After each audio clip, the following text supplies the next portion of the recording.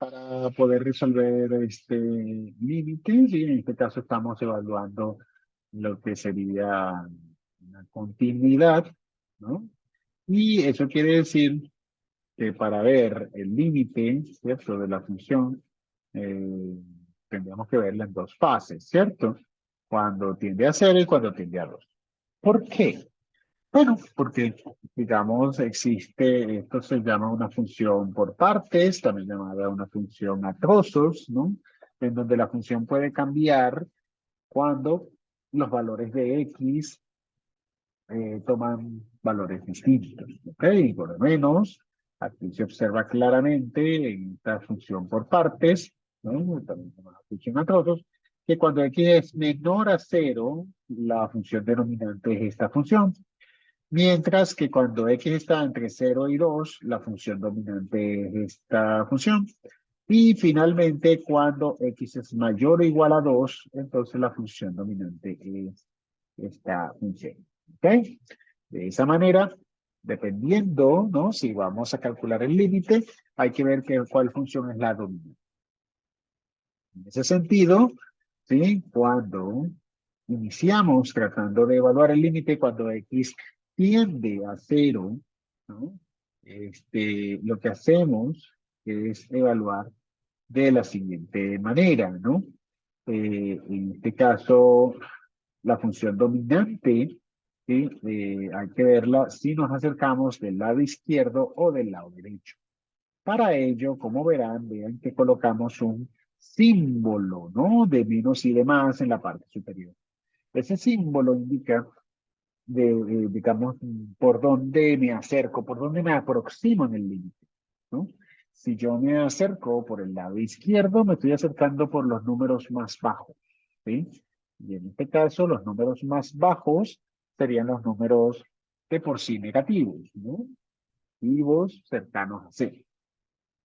Cuando me acerco por ese lado, estaríamos hablando de los menores a cero. Los menores a cero estaríamos en esta función dominante y esa es precisamente la función que estaríamos utilizando, ¿no? Entonces, cuando x tiende, en este caso a cero, por este lado, pues uno evalúa el límite como tal y daría, en este caso, cero, ¿cierto? O sea, el límite como tal daría cero. ¿Ok?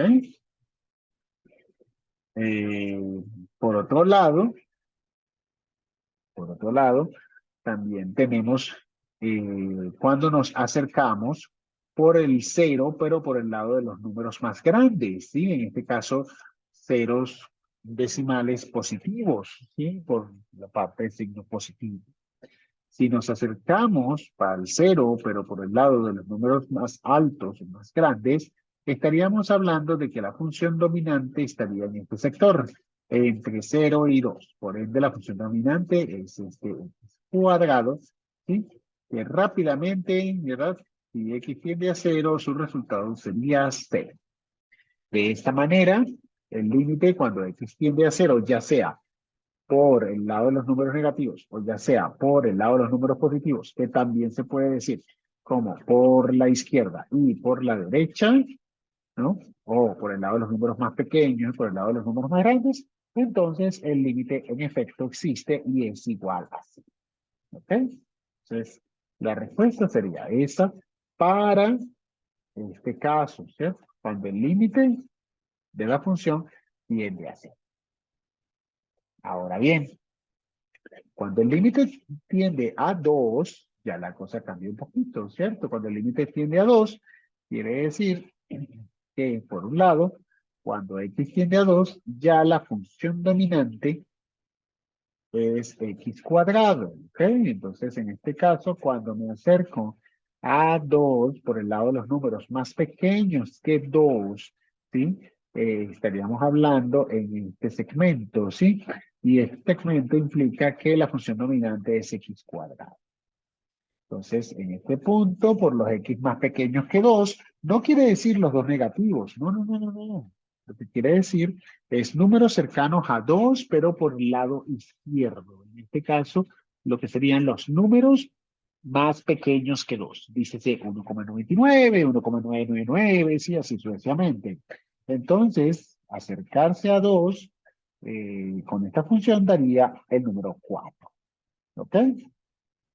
Por otro lado, si también me acerco a 2, pero ahora por el lado de los números más grandes, quiere decir que me estoy acercando por el lado derecho. Eso es 2,0001, 2,00001, ¿sí? Y así sucesivamente, ¿no?